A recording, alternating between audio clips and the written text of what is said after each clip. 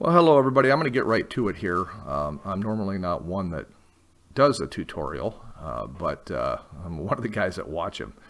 But I ran across a unique situation because I want to go from Character Creator 3, and this is a character for an upcoming project, to iClone. And from iClone, I want to be able to take it to Houdini like this and render in Redshift. Now this poses a whole bunch of problems. I want to do this in Houdini because the actual project has many simulations. It's got some volumes, it's got some rain, it's got some fire, and so on and so forth. So it's easiest, and anybody that uses Houdini know you can do just about anything. But at the same time, not to say this too sarcastically, Houdini can be very complicated, and you can easily hit a wall on sometimes something that you would appear so simple. So my problem that I had was we create this character inside of Character Creator 3. We took it over to iClone. Then I export this file as an Fbx, right? And with this, I'm exporting it with 4K textures. And for anybody that doesn't or has not used this, it's great because inside of or when you export this out of iClone, you get all kinds of textures, right? I mean, we're getting everything you can possibly even imagine. And inside these files, you get your ambient occlusion, metallic, you get normals, micronormals, masks, subsurface, subsurface scattering, mass, and the list goes on. And then, each thing is broken down. So you end up with many textures, and it gets very complicated. Originally, I set up myself, when I did this first time, I exported it out as an Fbx, and I put it into Cinema 4D and their Redshift Materials, trying to figure out exactly how to hook all of this stuff up and achieve what they were inside of Character Creator and iClone. Now I got close, but I found an easier way.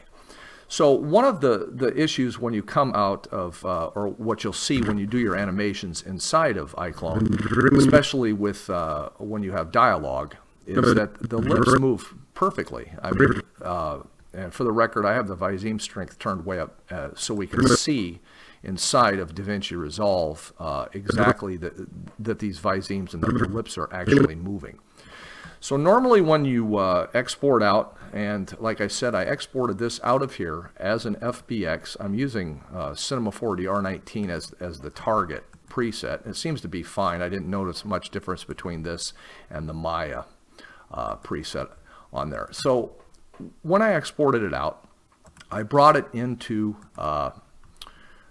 Houdini, and one thing too is I'm using Redshift 3.0.46 and Houdini 18.5.5.96, and I haven't upgraded or moved on to the latest versions because I don't have any issues with this one, and for right now, until I come out with 19, I probably won't do anything. So one thing you'll notice here, in this scene, I set it up basically so I have a key and a backlight. I have the two options that I'm going to show you for getting the Fbx files into Houdini, and then I have a couple cameras, one for each character. So this right here is typically how you would bring an Fbx character in, with the way they recommend. Fbx character import, a bone deform, and then I have a little add-on I'll leave a link to that's called Material Extractor. It's available on Gumroad. I think it was $5, and it will extract all the materials in Redshift, which is it's truly great, right? But when you do this, if you watch the actual animation, and I'll play it back at normal speed, he talks, but if you notice, the lips don't move. It's just basically the jaw moving, and to me, that's not what we wanted on this project. So I was able to take and with this other one, with a basic import, the old-fashioned way, or the other way, where you're using File, Import, Fbx, to be able to get the lips to move like they're supposed to when he talks. Like I said, the Viseme strength is turned way up so we can see his lips move. But it took me a long time to figure out how to do this, and I couldn't find any tutorials and or literature on it, so I thought I would pass it along and hopefully help somebody else. All right, so let's jump over to the other Houdini that I have opened, and I'll show you what I have. Like I said, I basically have the same setup. I have my 2 lights here. I have a Geo node and my other two cameras, same as the other one. I brought this FBX in the same way as you would, as they describe. You go to your file, you import your Fbx file. I messed around. There's an animation file in there. And then, of course, the next thing you do is you come in with your bone deformer, right, like this, and we hook up the stuff like that. And then what we will, as Houdini thinks, we're going to come in and you'll see that as he moves now and does his thing, that his lips don't move, just his jaw. And that's not exactly what we wanted. So there is a handy little utility or HDA that I have. It's an asset that I downloaded from Gumroad. I will leave a link to that in the description. So it's under digital assets. It's called Material Extractor. So we use input geometry, FBX, shader type, Redshift, extract, custom, blah, blah, blah, and we're going to create the materials. And this is great. Now, even though we're not going to use this, inside of here are all of my Redshift materials already created. And I'll show you more to that in just a second. Now, if we go back, and we can go ahead and turn that off, we're going to go up and we're going to do a file, import, Fbx file. Now, a couple things to note on here. I already have my file. This is the location of the same file up top. I'm going to use principal shaders. There's 2 options here, compatible with Maya and Fbx standard. I check Fbx standard. I use triangulate NURBS and patches, import blends, blend deformers, and blend SOPs, and segment scale compensate already baked in. So then I hit import, and this will think for a second.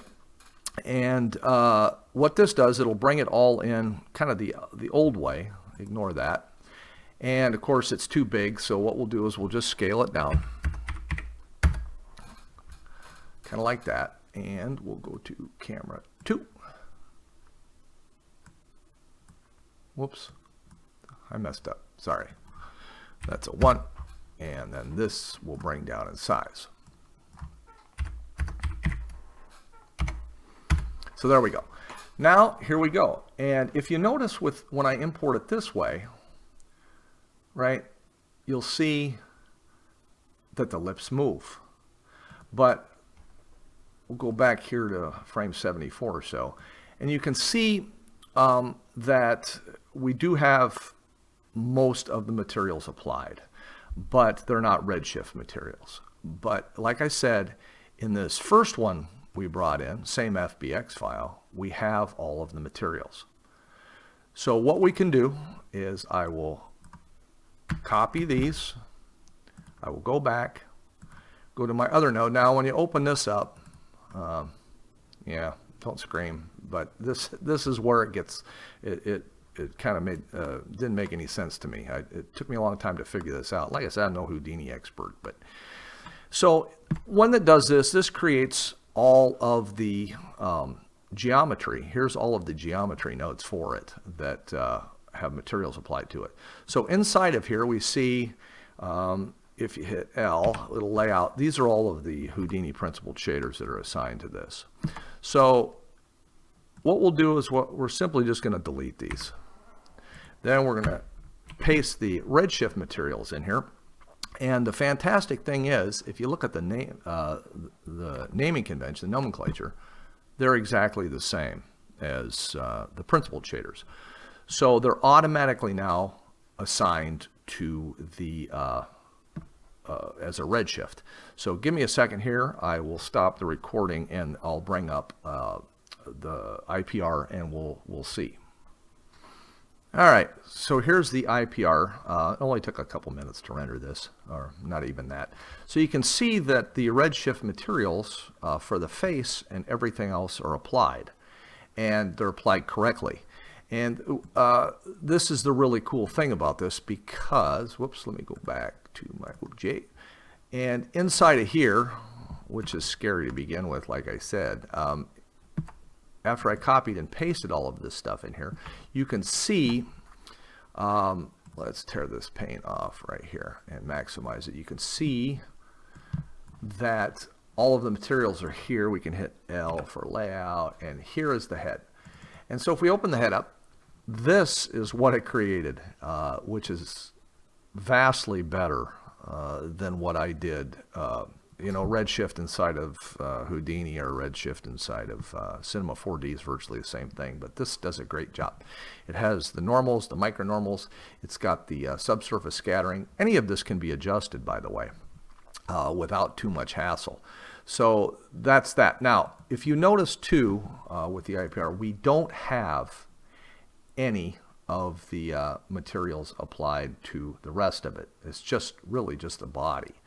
And it took me a little bit to figure this out, and hopefully this helps somebody else out too. So what we will do is inside this tab here, we'll go back and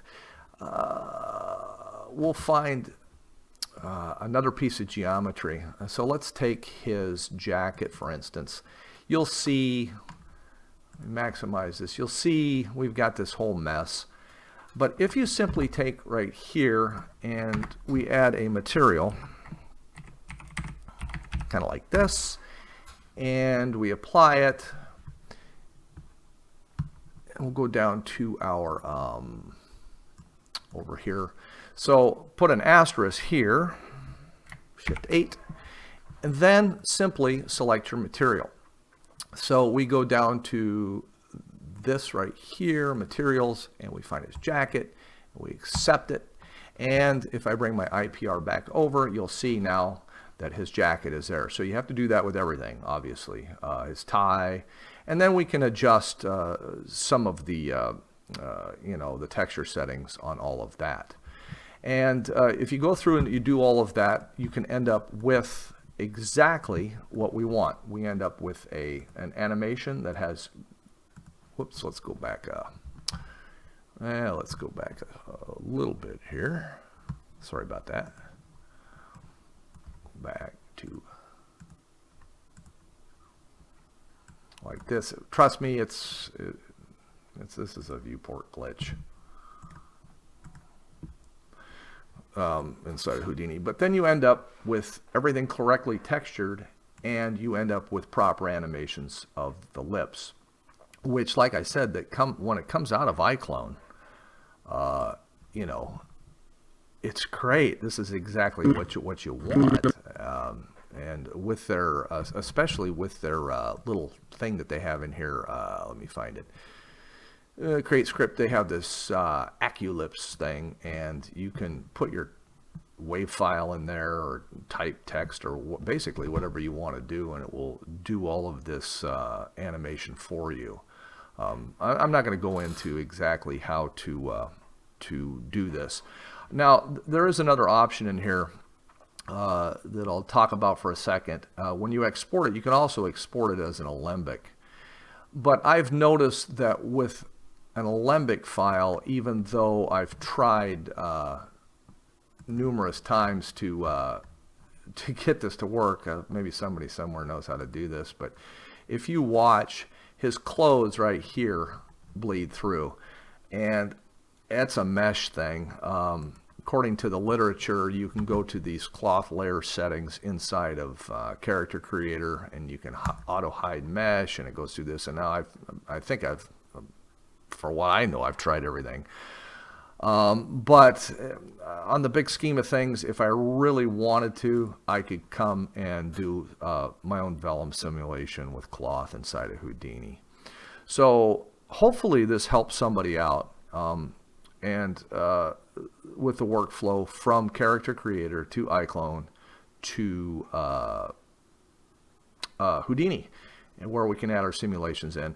If you want to check out the little trailer of this character and what I've used, it's linked below. I did use an alembic inside of Clarice out of iClone as well, but that was for a character that didn't have multiple layers of clothing, and it seemed to work out pretty good.